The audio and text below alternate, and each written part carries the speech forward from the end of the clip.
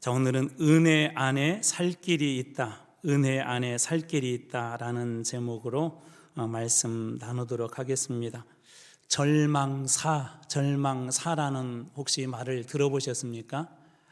외로움, 중독, 그런 자살과 같은 절망에서 비롯된 그런 죽음을 절망적인 죽음이다라고 그렇게 이야기하는데요. 안타깝게도 최근에 유엔의 그 세계 행복 보고서를 이렇게 발행을 했는데, 유엔이 그 자료에 의하면 한국에서 이 절망사의 속도가 아주 빠르대요. 그래서 이 속도로 볼 때는 세계 2위, 그러니까 급속하게 이 절망사 하는 경우들이 많이 있다고 합니다. 특별히 이 데이터에서 주목해야 될 그런 부분들이 있는데요. 혼자 먹는 식사, 소위 혼밥이 많을수록 절망사할 가능성이 높다는 그런 보고가 있습니다. 혼밥의 비율이 높으면 높을수록 절망사의 비율도 높다는 것이죠. 우리 G20 국가 중에 우리나라는 거의 그 꼴찌를 했는데요. 일주일에 타인과 몇 번 정도의 밥을 먹느냐, 몇 회 정도 밥을 먹느냐라고 이렇게 조사를 해봤더니 우리나라는 1.6회, 혼밥의 대명사는 일본이잖아요. 일본은 1.8회, 오히려 우리나라보다도 다른 사람과 밥 먹는 횟수가 조금 더 이렇게 많았다고 합니다. 그러니까 우리나라가 어느 정도 이 혼밥의 비율이 많이 올라갔는지도 알 수가 있죠. 142개국을 대상으로 조사를 했는데 142개국 중에 135위. 다른 사람과 밥 먹는 비율이 그렇게 낮고 혼밥 비율은 상대적으로 거의 그 꼴찌에 가까운 135위를 기록했다고 합니다. 그만큼 혼밥 비율이 높은 나라가 우리나라입니다. 이 데이터에서 볼 수 있는 아주 중요한 것 하나가 있는데요. 혼밥의 일상화는 고립과 외로움, 절망이 우리 사회에서 일상으로 번져가고 있다는 것을 잘 보여주고 있답니다. 고립, 외로움, 절망이 이제는 일상으로 자연스럽게 우리의 삶이 되어져 가고 있다는 것이죠. 그 결과 특별히 60세 이상의 남성들이 이 절망사를 하고 있는 비율이 높대요. 갈수록 이렇게 높아지고 있다고 하고, 청년들은 5명 중에 1명이 의지할 곳이 없다라고 그런 절망적인 고백을 한다고 합니다. 오늘 본문에서 만나게 될 요셉의 이야기는 여러분들이 잘 아는 그 이야기입니다. 그런데 오늘 우리 시대와 이렇게 비춰볼 때 이 요셉 역시도 절망살 수밖에 없는 그런 상황이 계속되고 있었습니다. 형들에게는 외면을 받는 외톨이였었고 혼자였었고, 또 노예로 그는 팔려갔으며, 또 그것을 나름대로 열심히 일도 하고 또 성실하게, 때로는 유혹이 왔을 때 그 유혹을 철저하게 이겨내기 위해서 그가 최선을 다했지만 오히려 그는 죄인의 몸으로 감옥에 갇히고 맙니다. 그의 삶은 외로움과 절망의 연속이었던 것입니다. 그래서 그의 삶을 이렇게 정의하자면 절망의 인생, 혹은 다 끝난 인생이라고 그렇게 볼 수도 있을 것 같습니다. 그러나 놀랍게도 성경은 그렇게 말하지 않습니다. 39장 2절 말씀을 세 번역으로 제가 읽어드리겠습니다. 주님께서 요셉과 함께 계셔서 앞길이 잘 열리도록 그를 돌보셨다. 주님께서 요셉과 함께 계셔서 앞길이 잘 열리도록, 우리 개역성경에는 형통이라는 단어가 썼는데 그를 돌보셨다라고 이렇게 이야기합니다. 우리에게 던지는 질문이 무엇입니까? 왜 절망사와 같은 극단적인 상황에 이르지 않았다고 오늘 이 성경은 우리들에게 이야기합니까? 환경이나 형편, 조건이 아니라 하나님께서 그와 함께 하셨기 때문에, 이 요셉은 절망적인 그런 상황으로 계속해서 빠져들지 않았다는 것입니다. 그의 삶은 하나님께서 함께 해주시는 그런 은혜와 함께 동행하는 그런 여정이었던 것입니다. 오늘 본문이 주는 그래서 첫 번째 교훈은 요셉은 은혜로 시작하고 은혜로 산 사람이었다는 거예요. 은혜로 시작하고 은혜로 산 사람.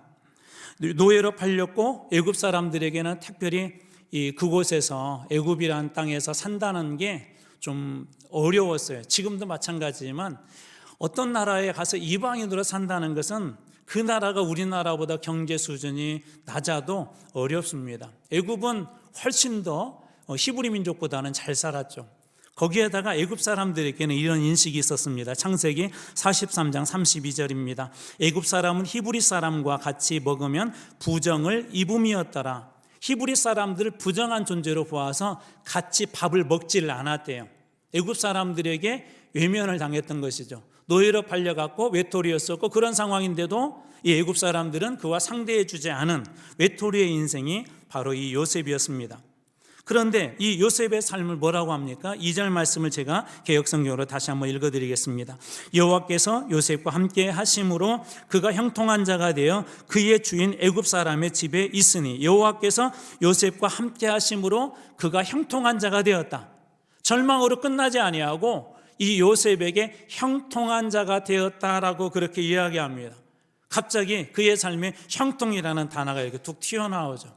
이 형통이라는 단어는 히브리어로 찰라흐라고 그렇게 이야기하는데요, 이 뜻은, 일반적인 뜻은 앞으로 나아가다, 발전하다, 그리고 형통하다라는 그런 뜻이 있어요. 그래서 이 내면의 뜻이 어떤 것이냐면은 하나님께서 강하게 밀어주셔서 앞으로 나가는 형국, 이게 찰라흐예요. 이게 그 삶은 멈출 수밖에 없고 그곳에 머물 수밖에 없고 더 이상 나갈 수 없는 상태인데, 하나님께서 뒤에서 이렇게 밀어주심으로써 앞으로 전진하는 것, 그것이 그 형통이라는 것입니다. 그래서 진짜 형통은 조건이 아니라 하나님께서 밀어주시는 삶, 하나님께서 뒤에서 밀어주시는 삶을 성경은 형통이라고 그렇게 이야기합니다. 저는 여러분들의 삶이 여러분들이 이루는 어떤 성공이나 업적이 아니라 하나님께서 밀어주셔서 잘 되는 형통의 삶을 살기 주님으로 축원합니다. 요셉은 그런 형통을 누렸다는 거예요. 하나님이 밀어주시면 최악의 환경도 축복의 무대가 된다고 합니다. 그래서 구약학자 월터 브루그만은 그의 책에서 이렇게 말하는데요, 요셉의 형통은 조건이 아니라 하나님과의 동행에서 왔다. 하나님께서 함께 하심으로 그의 삶을 형통했대요. 하나님이 함께 하시면 최악의 환경도 축복의 무대가 된다. 하나님이 함께 하시면 최악의 환경도 뭐가 된다고요? 축복의 무대가 된다. 바로 요셉이 그런 삶을 살지 않았습니까? 하나님께서 밀어주시고 그의 삶을 최악의 상황에 있었지만 하나님께서 그 최악의 삶을 축복의 무대로 이렇게 바꿔주지 않습니까? 자, 그렇다면 하나님께서 요셉을 밀어주시고 붙잡아 주시고 이렇게 세워줬던 그런 이유는 무엇일까요? 우리 성경을 쭉 읽어가다 보면 특별히 39장에 이런 다양한 다이나믹한 그런 이야기들이 이렇게 들어있는데요, 요셉을 왜 하나님께서 그렇게 형통하게 하셨을까? 그 이유를 여러분 한번 이렇게 찾아보십시오. 그가 성실해서, 그가 정직해서, 오늘날처럼 교회에서 봉사를 많이 해서 혹은 헌금을 많이 해서 여러 곳에서 헌신을 내서 요셉을 하나님께서 형통하게 하셨다라는 어떠한 조건을 이 성경에는 달아놓지 않았습니다. 그냥 여호와께서 요셉과 함께 하셨기 때문에 그의 삶이 형통했다라는 게 가장 중요한 그런 줄기입니다. 다시 말해서 이 요셉의 삶은 어떤 조건이나 어떤 환경 때문에 하나님께서 그를 형통하게 하신 것이 아니라 하나님과 함께 하신 그 결과 자연스럽게 형통하게 되었다는 것이죠. 이것이 바로 무엇이냐면 은혜라는 거예요. 내가 잘하는 것도 없고 내가 열심히 헌신하지도 않았고 또 봉사하지도 않았고 막 하나님의 이름을 드러낼 만한 엄청난 그런 일을 하지 않았지만 하나님께서 우리와 함께 해주시는 거, 여전히 부족하지만 여전히 나약하지만 때때로는 하나님 없는 사람 살지만 우리와 함께 해주시는 거, 우리 지난 한 주간의 삶을 이렇게 되돌아보십시오. 하나님께서 우리 인간 같으면 가끔 우리들에게 힘들게 하고 아무리 좋은 사람도 우리를 막 배반하고 안 좋은 행위를 하면 그 사람 우리는 점점 더 이렇게 멀리 하잖아요. 근데 하나님은 그렇지 않았다는 거예요. 우리의 삶에 상관없이 그 삶이 비록 부족하고 나약하고 넘어지고 쓰러지고 때로는 말씀 앞에서 좌절한 그런 인생이라 할지라도 하나님은 여전히 우리와 함께 하신다는 것입니다. 요셉에게 주신 은혜가 바로 그런 것이었습니다.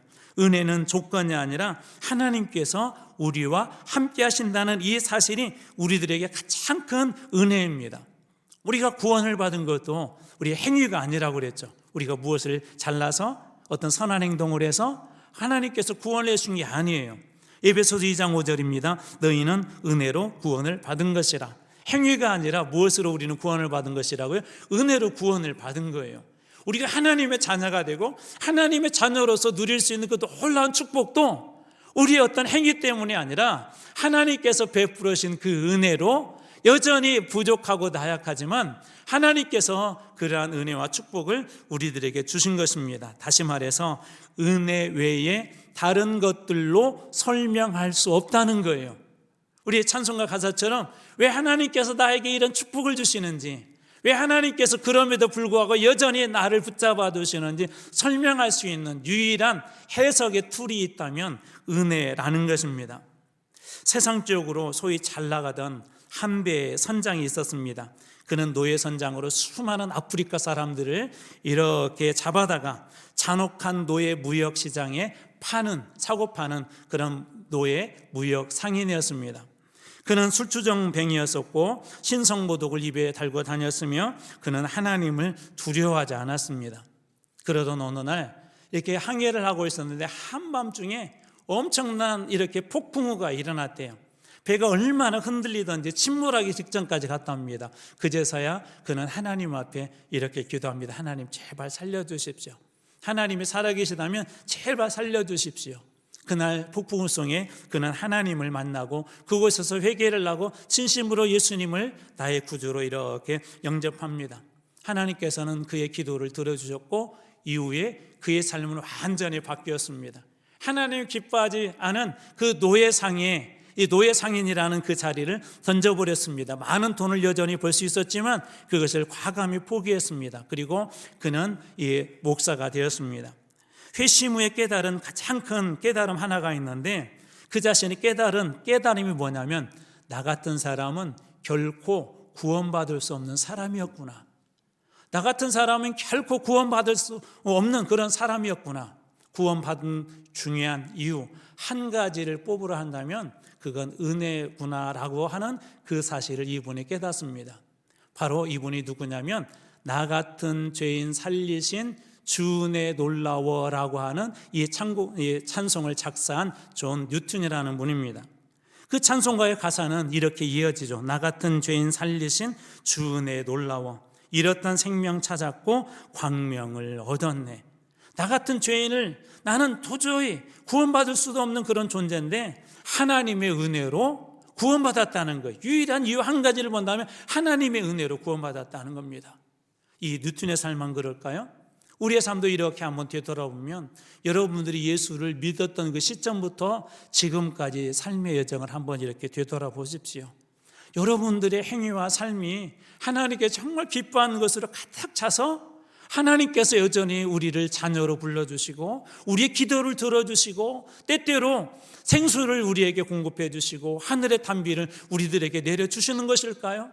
하나님의 은혜는 우리 행위 때문에 주시는 것이 아니라 그분의 사랑의 본성이 자연스럽게 하나님의 은혜를 우리에게 부어주고 있습니다. 다만 첫 번째 시간에 나누었던 것처럼 우리가 죄를 회개하지 않기 때문에 마치 깨어진 항아리처럼 하나님의 풍성한 은혜를 주심에도 불구하고 그 은혜가 누수되기 때문에 우리가 눈혜를 누리고 있지 않은 뿐이지 하나님의 은혜는 여러분이 여전히 지금 어떤 상태에 있든지 상관없이 하나님의 은혜는 여전히 부어주고 계시다는 사실입니다. 이것 외에는 존 뉴턴도 자신의 삶을 해석할 수가 없었어요. 요셉 역시도 마찬가지죠. 요셉의 삶의 그 여정도 보면 오늘 말씀 우리가 보았던 39장에는 4번이나 여호와께서 요셉과 함께 하셨다는 이 중요한 말씀으로 메시지를 이끌어갑니다. 존 뉴턴도 요셉도 어떤 조건을 달지 않고 하나님께서 그와 함께 해주신 은혜가 이 요셉에게도 존 뉴턴에게도 있었던 것이죠. 그 은혜가 살 길이 되었고 그 은혜가 그들의 인생을 바꾸었던 것입니다. 그 은혜가 오늘 우리의 삶 가운데도 임하고 있음을 믿으시기 바랍니다. 여러분 여전히 하나님의 은혜는 여러분들에게도 유효합니다. 여러분들 조건이 아니라 환경이 아니라 여러분의 행위가 아니라 하나님의 은혜는 여전히 우리들에게도 요셉에게뿐만 아니라 뉴턴에게뿐만 아니라 우리들에게도 부어주고 있다는 것입니다. 좀 시작할 때 망해도 괜찮아요. 좀 부족해도 괜찮습니다. 어떤 조건과 환경이 다 망가져 있어도 괜찮습니다. 우리의 모든 것들이 다 부서져 있어도 괜찮습니다. 하나님의 은혜는 그것을 구분하지 않습니다. 하나님이 함께 하시면 은혜 안에 살 길이 있음을 믿으시기 바랍니다. 여전히 우리의 삶이 힘들고 어렵지만 하나님의 은혜 속에 살 길이 있음을 믿고 나갈 때 여러분들에게도 살 길이 열리는 놀라운 축복이 임하게 될 줄로 믿습니다. 자, 그렇다면 요셉에게 하나님의 은혜가 주어졌다면 그는 어떻게 이 은혜를 누릴 수 있었을까요? 요셉은 하나님을 의식하는 사람이었어요. 다시 말씀드려요. 하나님의 은혜는 누구에게나 공평하게 다 부어주세요. 그런데 어떤 사람은 은혜를 받고 은혜를 누리는 사람이 있고 어떤 사람은 은혜 없이 사는 사람이 있어요. 똑같이 하나님의 은혜를 주시는데 어떤 사람은 은혜 속에서 풍성하게, 영적으로 풍성하게 사는 사람이 있고 어떤 사람은 그렇지 않다는 것입니다. 근데 요셉에게 그 비밀을 알 수가 있습니다. 뭐냐면 하나님을 그는 의식했다는 거예요. 그가 이 보디발의 집에 가서 안정적인 이제 그런 삶을 얻게 되죠. 높은 지위에 올랐고 보디발에게도 인정을 받았고 사람들에게도 인정을 받았습니다. 모든 것을 책임지는 그 집안의 총무가 되었습니다. 그런데 이 안정된 자리에 예상하지 못한 유혹이 이렇게 찾아왔어요. 7절 말씀입니다. 그 후에 그의 주인의 아내가, 보디발의 아내가 요셉에게 눈짓을 하다가 동침하기를 청하니, 여기서 끝나지 않습니다. 10절은 이렇게 오히려 더 과격해집니다. 여인이 날마다 요셉에게 청하였으나, 동침하기를 청했대요. 날마다 그렇게 청했다고 이야기합니다. 거기에다가 결정적인 순간이 찾아왔습니다. 11절입니다. 그러할 때 요셉이 그의 일을 하러, 맡겨진 총무의 일을 감당하러 그의 집에 들어갔더니 그 집 사람은 하나도 거기 없었더라. 유일하게 요셉과 보디발의 아내만, 이 두 사람만 집 안에 있었습니다. 아무도 보는 사람이 없었다는 것이죠. 결정적인 그런 시간이 주어진 것입니다. 그런데 요셉은 어떡합니까? 9절 말씀의 후반절입니다. 그런즉 내가 어찌 이 큰 악을 행하여 하나님께 죄를 지으리까? 그런즉 내가 어찌 이 큰 악을 행하여 하나님께 죄를 지으리까? 아무도 보는 사람도 없고 아무도 듣는 사람이 없는데, 아무도 알 수도 없는 그런 상황 속에서 요셉은 누구를 의식하고 있는 거예요? 하나님을 의식하고 있었죠. 아무도 모르게 비밀리에 이 모든 음란한 것들이, 음란한 행위들이 지나갈 수도 있었지만 그는 하나님을 의식했습니다. 이것을 종교 개혁가들은 뭐라고 얘기하냐면 코람데오, 하나님 앞에서, 하나님 존전에서. 제가 여러분들 앞에서, 지금 앞에서 나쁜 짓을 행할 수 없잖아요. 여러분, 사람의 앞에서만 이렇게 우리가 서 있더라도 함부로 나쁜 짓을 못합니다. 경찰이 앞에 있는데 함부로 나쁜 짓을 못하죠. 여러분, 마찬가지로 하나님 앞에서라는 것은 그런 뜻이에요. 그래서 하나님께서 보고 계신다, 나는 그것을 믿고 어떤 상황에서도 하나님께서 보고 계시기 때문에 하나님의 기준으로 살 것이다 라고 하는 게 코람데오예요. 하나님 앞에서. 고대 근동에서는 상류층 주인이 노예에게 성적인 이유로 접근하는 그런 일들이 공공연하게 허용이 됐어요. 큰 그런 문제가 안 됐습니다. 오늘날처럼 성추행이니 그렇게까지 크게 문제가 되지 않았습니다. 오히려 당연한 권리처럼 여겨졌죠. 그것은 남자 귀족들뿐만 아니라 여자 귀족들도 마찬가지입니다. 그렇기 때문에 이 당시에 이것들은 권력의 힘이 당연한 것이었고 당시 문화로서는 당연한 것이었어요. 그러니까 이 일들은 나중에 들통이 나더라도 그냥 조금 타격을 받을 뿐이지 큰 문제가 되지 않는 그런 거였습니다. 더군다나 권력자의 요구를 거부하게 되면 어떤 불이익이 있을지 모릅니다. 그리고 당시 문화가 그러했어요. 이 정도는 용납이 되던 그런 때였습니다. 문화도 그러했던 것이죠. 그런데 요셉은 권력과도 그리고 그 문화와도 타협하지 않습니다. 하나님 앞에서 제가 어떻게 죄를 질 수 있겠습니까? 코람데오. 하나님 앞에서 제가 어떻게 악한 생각을 하겠습니까? 하나님 앞에서 제가 어떻게 악한 말을 하겠습니까? 하나님 앞에서 제가 어떻게 이 음란한 짓을 하겠습니까? 라고 요셉은 그렇게 이야기하고 있습니다. 큰 위기와 죽음이라는 절망이 그에게 다가올 수도 있고 모든 지위와 영광을 다 빼앗길 수도 있습니다. 그런데 그는 하나님 앞에 정직하게 말씀대로 하나님 앞에 살겠다고 그렇게 작정을 하죠. 존 번연의 철로역정은 너무나도 유명한 그런 책 아닙니까? 그 책에 나오는 일부분의 그 이야기예요. 한 번은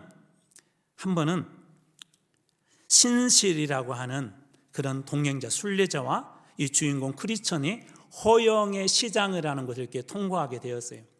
허영의 시장에는 세상의 사람들이 갖고 싶은 모든 것들이 다 있습니다. 돈도 있고 명예도 있고 권력도 있고 인기도 있고 사람들이 가지고 싶은 모든 것들이 있어요.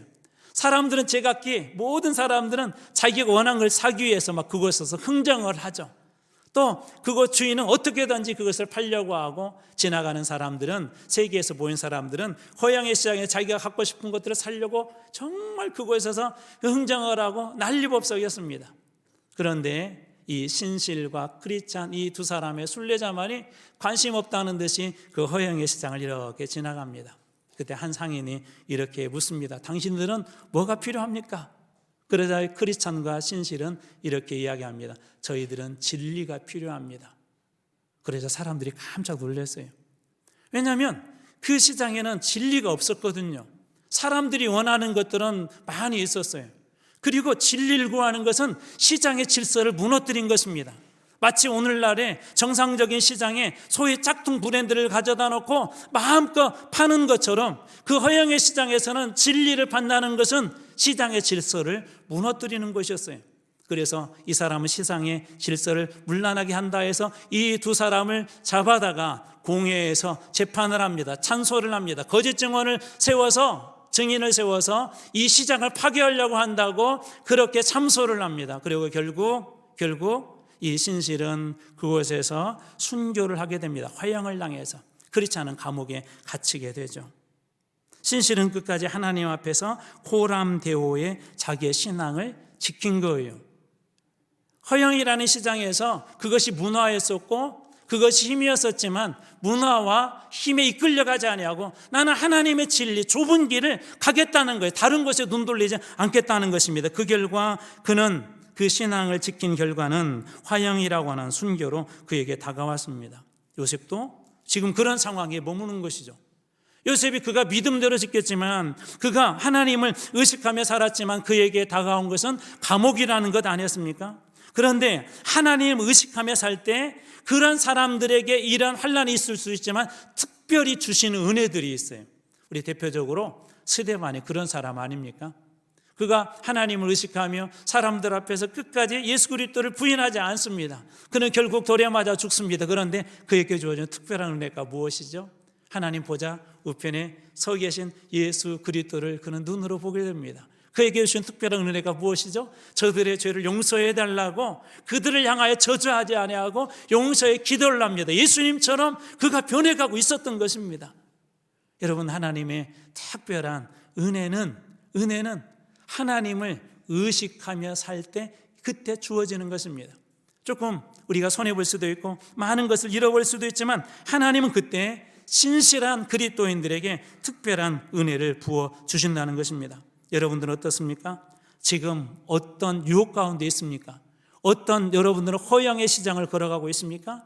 여러분들이 그때 삶의 기준은 무엇입니까? 여전히 하나님을 의식하고 하나님의 말씀이 여러분의 삶의 기준입니까? 그때 하나님의 특별한 은혜를 여러분 모두가 다 만나게 되는 그런 은혜가 있길 주님의 이름으로 축원합니다.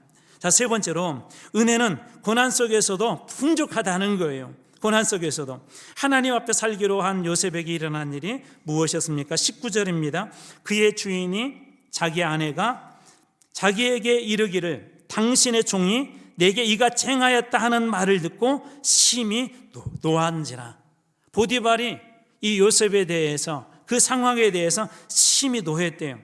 요셉의 고난은 아이러니하게도 무엇 때문에 그런 거죠? 의로운 행동, 하나님을 의식했기 때문에 이 주인에게는 큰 그런 주인으로부터 그렇게 분노를 유발시키고 또 그 결과 그는 감옥에 이렇게 들어가게 됩니다.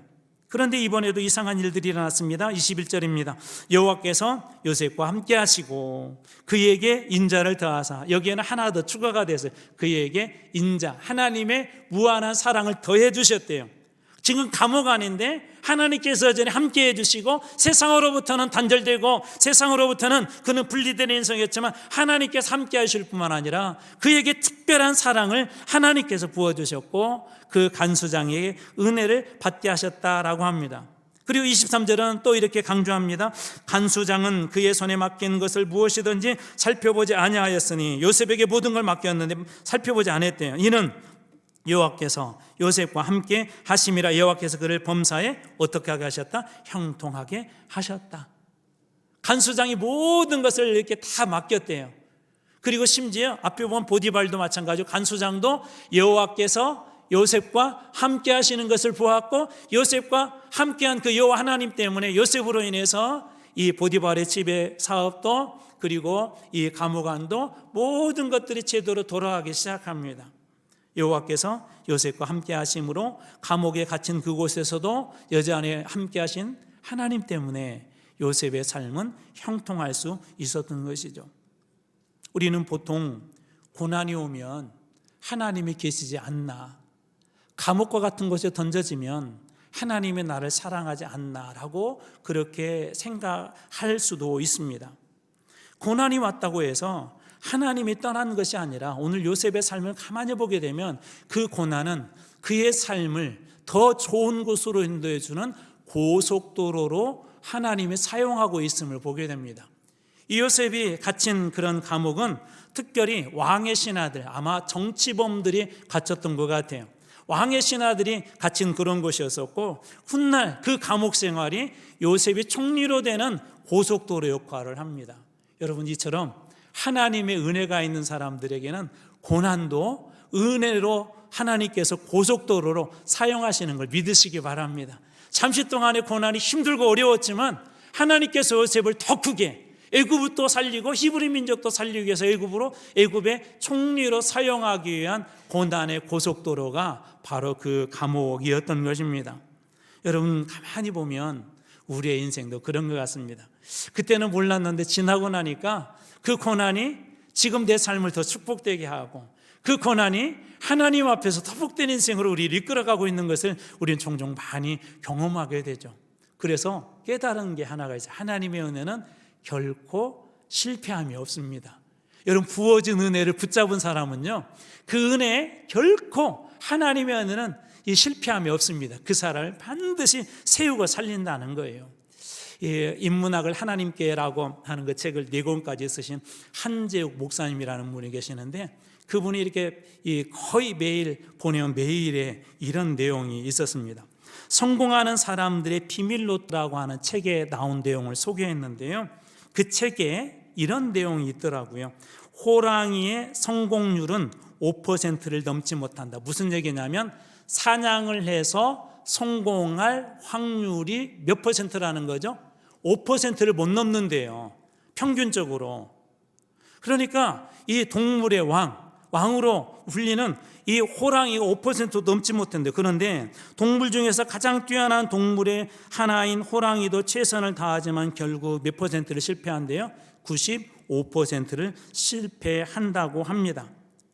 미국의 홈런왕 베이비 루스는요, 홈런을 무려 714개를 쳤는데 스트라이크, 이 삼진 아웃으로 1330번 이상을 그런 스트라이크 아웃을 당했대요. 그러니까 우리는 홈런왕으로 기억하고 있지만 그도 삼진 아웃을 당한 게 여러 번 있었죠. 가장 또 유명한 사람 7080은 잘 알고 계실 것 같은데 엘비스 프레슬리는 710곡을 녹음했는데 그중에 40곡만 히트곡을 냈대요. 그러니까 5.6%의 성공률을 보였고 파블로 피카소 1885점의 작품을 냈지만 그중에 30점만 유명하대요. 그래서 한 1.5% 정도만, 이 5% 정도만 그 그림이 유명한 거예요. 우리가 잘 아는 에디슨은 1093개의 발명품 특허를 냈지만 그중에 1000개만이 세계적으로 가장 유명하게 되었대요. 사람들이 에디슨 그러면 전기를 기억하지 않습니까? 그런데 그 성공률이 0.009%. 그런데 우리는 에디슨을 어떻게 기억하죠? 발명왕이라고 기억하고, 그 다음에 엘비스 프레슬리를 아주 유명한 그런 가수라고 기억하고, 피카소를 이 명화를 그리는 유명한 작가로 우리는 기억하지 않습니까? 세계적인 가수, 세계적인 화가, 세계적인 발명가로 그들을 기억합니다. 그런데 하나님의 은혜는 어떻습니까? 결코 여러분 실패하지 않습니다. 지금 감옥과 같은 그곳에 있지만 하나님의 은혜는 이 요셉을 실패한 곳으로 이끌어가는 것이 아니라 그 감옥을 오히려 고속도로로 사용하십니다. 앞에 설명드렸던 존 보녀는 12년 동안 감옥 생활을 해야 했어요. 이때 당시가 이 영국이 국교회를 정하고 나서 1660년도에 국교회의 신자회에는 하나님의 말씀을 전하지 못하도록 다 막아버렸어요. 그러니까 우리나라로 얘기하면 우리나라에 대한예수교 장로회도 있고 기독교 장로회도 있고 다양한 우리 교파들이 있잖아요. 그런데 영국의 국교회 외에는 아무도 설교를 못하게 하고 전도를 못하도록 막아버렸습니다. 그런데 존 보녀는 그러지 않았어요. 그는 국교회 소속이 아닌데도 하나님의 말씀을 전했고 설교를 하다가 결국은 감옥에 갇혔고 무려 복음을 전했다는 이유로 이 복음을 믿는다는 나라에서 복음을 전한다는 이유로 12년 동안 감옥 생활을 하게 됩니다. 그곳에서 그는 성경을 수백 번을 읽었고 그곳에서는 매일 하나님 앞에 기도하고 하나님의 말씀을 묵상하기 시작했습니다. 그리고 바로 그곳에서 쓴 작품이 앞에서 소개했던 이 철로 역정이라는 그 작품입니다. 이 작품은 성경 다음으로 세계에서 가장 많이 읽힌 작품이래요. 그리고 성경 다음으로 많은 사람들을 구원의 자리로 이끈 것이 바로 이 철로 역정이라고 합니다. 그 철로 역정의 내용들을 가만히 보면 우리의 삶과 너무나도 닮아 있어요. 많은 사람들이 이 이야기를 읽고 도전을 받고 그리스도인이 되기도 하고 그리스도인 된 사람들은 이 이야기를 듣고 하나님 앞에 다시 새롭게 자신의 인생을 결단하기도 합니다. 여러분 12년의 인생, 감옥에서 보낸 그 인생이 끝이 아니라 하나님은 그것을 은혜로 바꿔주셔서 수많은 사람들을 구원하는 구원의 고속도로로 사용하신 것입니다. 여러분 이처럼 하나님의 은혜는 결코 실패하지 않습니다. 그리고 은혜 속에 가면 그 삶이 감옥 속에 12년이라 할지라도 하나님께서는 그 속에 더 놀라운 살 길을 예비하신다는 거예요. 오늘 요셉의 삶이 바로 그런 것을 보여주지 않습니까? 오늘 요셉의 삶의 가장 중요한 핵심이 무엇이죠? 여호와께서 요셉과 함께 하심으로 그가 형통한 자가 되었다. 오늘 이 말씀이 주는 질문은 무엇입니까? 너의 힘으로 버티고 있느냐? 아니면 하나님의 은혜로 살고 있느냐? 우리의 힘과 능력이 아니라 하나님의 은혜가 우리를 이끌어갈 때 그 속에 살 길이 있다는 거예요. 사랑하는 성도 여러분, 그러므로 우리의 삶이 조금 힘들고 어렵고 나라의 상황이 이렇지만 우리 하나님 앞에 은혜를 구하고 그 은혜 속에 들어갈 때 분명히 우리나라도 다시 살 길이 열리게 될 줄로 믿습니다. 여러분의 삶에도 분명히 열릴 것입니다. 하나님의 은혜는 어느 누구도 차별하지 않습니다. 저는 그 은혜가 여러분의 삶 가운데 이번 한 주가 동안 풍족하게 임하셔서 혹시 지금 막혀 있어서 답답하고 힘들고 하는 그런 분들이 계시다면 살 길이 열리는 이번 한 주간이 되고 여러분의 인생이 다 되길 주님의 이름으로 축원합니다. 기도하겠습니다.